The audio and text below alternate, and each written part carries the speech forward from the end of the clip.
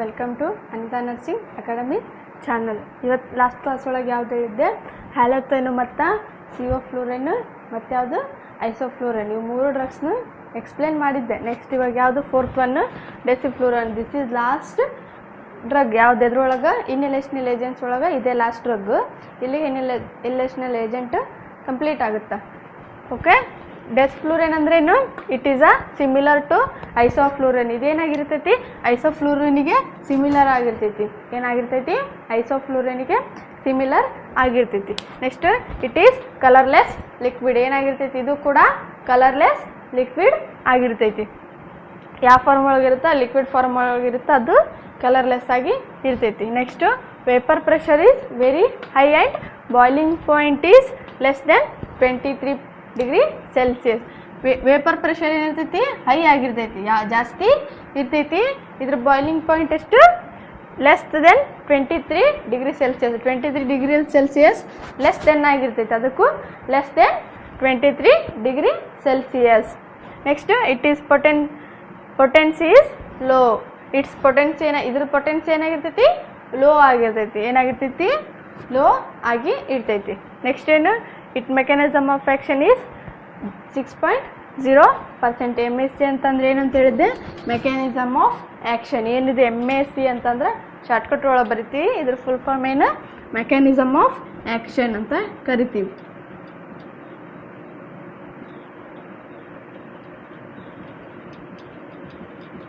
ಎಷ್ಟಿರ್ತೈತಿ mechanism of action? 6.0% ಕೂಡ ಇರ್ತೈತಿ. ಏನು ಡಿಸ್ಫ್ಲೂರೈನ್ ಅಂದ್ರೆ ಇಟ್ ಈಸ್ ಸಿಮಿಲರ್ ಟು ಐಸೋಫ್ಲೂರೈನ್ಗೆ. ಏನಾಗಿರ್ತೈತಿ? ಇದು ಸಿಮಿಲರ್ ಆಗಿರ್ತೈತಿ. ಇದು ಕಲರ್ಲೆಸ್ ಲಿಕ್ವಿಡ್ ಕೂಡ ಆಗಿರ್ತೈತಿ. Vapour pressure is very high, boiling point is less than 23 degree Celsius. ಇದ್ರ ಪೊಟೆನ್ಸಿ ಏನಾಗಿರ್ತೈತಿ? ಲೋ ಆಗಿರ್ತೈತಿ, ಕಡಿಮೆ ಆಗಿರ್ತೈತಿ. ನೆಕ್ಸ್ಟ್ ಮೆಕ್ಯಾನಿಸಮ್ ಆಫ್ ಆ್ಯಕ್ಷನ್ 6.0% ಆಗಿರ್ತೈತಿ. ನೆಕ್ಸ್ಟ್ ಮೆಕ್ಯಾನಿಸಮ್ ಆಫ್ ಆ್ಯಕ್ಷನ್ ಏನು? It's stimulates sympathetic system. ಏನು ಮಾಡ್ತೈತಿ ಇದು? ಸ್ಟಿಮ್ಯುಲೇಟ್ಸ್ ಸಿಂಪ್ಯಾಥೆಟಿಕ್ ಸಿಸ್ಟಮ್ ಮಾಡ್ತೈತಿ. Next it decrease minute volume and depresses. ಏನಿದು? ಇದೇನು ಮಾಡ್ತೈತಿ? ಮಿನ್ಯೂಟ್ ವ್ಯಾಲ್ಯೂಮ್ ಮತ್ತು ಡಿಪ್ರೆಸಸ್ ಏನು ಮಾಡ್ತೈತಿ? ಡಿಕ್ರೀಸ್ ಮಾಡ್ತೈತಿ. ಏನು ಮಾಡ್ತೈತಿ? ಮಿನ್ಯೂಟ್ನ ಮತ್ತು ವ್ಯಾಲ್ಯೂಮು ಮತ್ತು ಡಿಪ್ರೆಸಸ್ ಅಂದ್ರೇನು? ಇದಿಷ್ಟು ಏನು ಮಾಡ್ತೈತಿ? ಇದು ಡಿಕ್ರೀಸ್ ಮಾಡ್ತೈತಿ. ಮತ್ತೇನು? Ventilatory response intracranial pressure more than isoflurane. ಏನಿರ್ತೈತಿ ಇಲ್ಲಿ? Ventilatory pressure in intracranial pressure more than ventilatory pressure ಮತ್ತು ಇಂಟ್ರಾಕ್ರೇನಿಯಲ್ ಪ್ರೆಷರ್ ಐಸೋಫ್ಲೂರೈನ್ಗಿಂತ ಜಾಸ್ತಿ ಇರ್ತೈತಿ. ಇಲ್ಲಿ ಏನಾಗಿರ್ತೈತಿ? ಜಾಸ್ತಿ ಇರ್ತೈತಿ. ಏನು? ಮೆಕ್ಯಾನಿಸಮ್ ಆಫ್ ಆ್ಯಕ್ಷನ್ ಒಳಗೆ it stimulates sympathetic system, it decrease minute volume and depresses ventilatory pressure and intracranial pressure more than isoflurane ಆಗಿರ್ತೈತಿ. ನೆಕ್ಸ್ಟ್ ಏನು? ಇದ್ರ ಯೂಸಸ್, ಸೈಡ್ ಎಫೆಕ್ಟ್ಸ್ ನೋಡೋಣ. ನೆಕ್ಸ್ಟ್ ಏನು ಇವಾಗ? ಯೂಸಸ್. ಡೆಸಿಫ್ಲೂರೈನ್ ಒಳಗೆ ಎದಕ್ಕೆ ಯೂಸ್ ಮಾಡ್ತಾರೆ? It is used for prolonged duration surgery. Prolonged ಅಂದ್ರೆ ಲಾಂಗ್ ಸರ್ಜರೀಸಿಗೆ, ಪ್ರೊಲಾಂಗ್ ಡ್ಯೂರೇಷನ್ ಸರ್ಜರೀಸಿಗೆ ಯೂಸ್ ಮಾಡ್ತಾರೆ. For old age patients who may have impair hepatic and renal function. Old age ಪೇಷಂಟ್ಸ್ಗೆ, ಅದು ಯಾರಿಗೆ? ಓಲ್ಡ್ ಏಜ್ ಪೇಷಂಟ್ಸಿಗೆ ಏನಿರ್ತೈತೆ? ಅದು ಏನಿರಬೇಕು? Impairs hepatic and renal functions ಏನಿರ್ತೈತೆ ಅವರಿಗೆ? ಓಲ್ಡ್ ಏಜ್ ಪೇಷಂಟ್ಸಿಗೆ ಜಾಸ್ತಿ ಯೂಸ್ ಮಾಡ್ತಾರೆ. ಅದು ಎದಕ್ಕೆ? ಅವ್ರಿಗೆ ಏನಾಗಿರ್ಬೇಕು? ಇಂಪೇರ್ಸ್ ಹೆಪಾಟಿಕ್ ಆ್ಯಂಡ್ ರೇನಲ್ ಫಂಕ್ಷನ್ಸ್ ಒಳಗೆ ಏನಾದರೂ ಇಂಪೇರ್ಸ್ ಆಗಿದ್ದರೆ ಈ ಡೋಸ್ನ ಯೂಸ್ ಮಾಡ್ತೀವಿ. ಯಾರಿಗೆ? ಅದು ಓಲ್ಡ್ ಏಜ್ ಅಂದರೆ ವಯಸ್ಸಾದವರಿಗೆ. ಅವ್ರಿಗೆ ಏನಾದರೂ ಹೆಪಾಟಿಕ್ ಆ್ಯಂಡ್ ರೇನಲ್ ಫಂಕ್ಷನ್ಸ್ ಒಳಗೆ ಇಂಪೇರ್ಸ್ ಇತ್ತಂದರೆ ಈ ಡೋಸ್ನ ಯೂಸ್ ಮಾಡ್ತಾರೆ. Next hepatic and renal disease patient. ಇದನ್ನೆಲ್ಲ ಹೆಪಾಟಿಕ್ ಮತ್ತು ರೇನಲ್ ಡಿಸೀಸಸ್ ಇತ್ತಂದರೆ ಆ ಪೇಷಂಟ್ಸಿಗೂ ಕೂಡ ಇದನ್ನು ಯೂಸ್ ಮಾಡ್ತಾರೆ. ನೆಕ್ಸ್ಟ್ ಏನು? Abuse patients. ಅಬ್ಯೂಸ್ ಅಂದರೆ ಈಗ ಡ್ರಗ್ಸಿಗೆ ಅಡಿಕ್ಟ್ ಆಗಿರ್ತಾರೆ ನೋಡ್ರಿ, ಬ್ಯಾಡ್ ಹ್ಯಾಬಿಟ್ಸ್ ಇರ್ತೈತಲ್ಲ, ಅಂಥ ಪೇಷಂಟ್ಸಿಗೆ ಏನು ಮಾಡ್ತಾರೆ? ಯೂಸ್ ಮಾಡ್ತಾರೆ. ಅಬ್ಯೂಸ್ ಅಂದ್ರೇನು? ಬ್ಯಾಡ್ ಹ್ಯಾಬಿಟ್ಸ್ ಪೇಷಂಟ್ಸ್ ಇರ್ತಾರಲ್ಲ, ಅವರು ಡ್ರಗ್ಸ್ ಏನೇನೋ ತೊಗೊಂಡಿರ್ತಾರಲ್ಲ, ಅಂಥ ಪೇಷಂಟ್ಸ್, ಅಂಥವ್ರು ತೊಗೊತಿರ್ತಾರಲ್ಲ, ಆ ಪೇಷಂಟ್ಸಿಗೆ ಇದನ್ನು ಯೂಸ್ ಮಾಡ್ತಾರೆ. It is choice for day care surgery. ಏನು?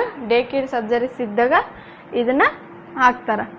It is a choice for shock ಪೇಷಂಟ್ಸಿಗೂ ಕೂಡ ಈ ಡೋಸ್ನ ಕೊಡ್ತಾರೆ. ಯಾರ್ಯಾರಿಗೆ ಯೂಸಸ್ ಏನಿತ್ತು ಯಾವ್ದು ಕೊಡ್ತಾರೆ, ಪ್ರೊಲಾಂಗ್ಡ್ ಸರ್ಜರೀಸಿಗೆ ಕೊಡ್ತಾರೆ.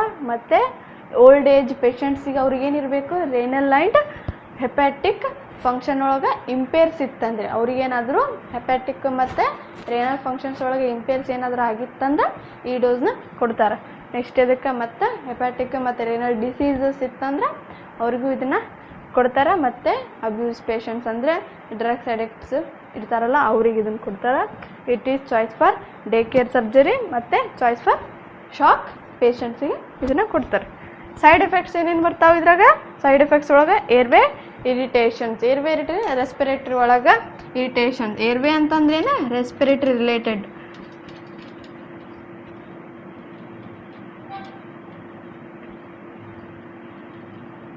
ಎದಕ್ಕೆ ಇರ್ತೈತಿ? Respiratory related. ಏನಾಗ್ತೈತೆ ಅದ್ರಾಗ? ರೆಸ್ಪಿರೇಟರಿ ಏರ್ವೇ ಇರಿಟೇಷನ್ ಆಗ್ತಿರ್ತೈತೆ ಅವ್ರಿಗೆ.